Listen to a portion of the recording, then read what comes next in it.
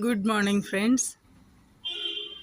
Last time బాల్కనీలో front బాల్కనీలో cherry tomatoes చూసారు కదా. ఇది కిచెన్ బాల్కనీలో ఒక చెర్రీ టమాటో, ఒక నార్మల్ టమాటో అండ్ ఇక్కడ ఇంకొక నార్మల్ టమాటో. ఇది బెంగళూరు టమాటో అనుకుంటాను.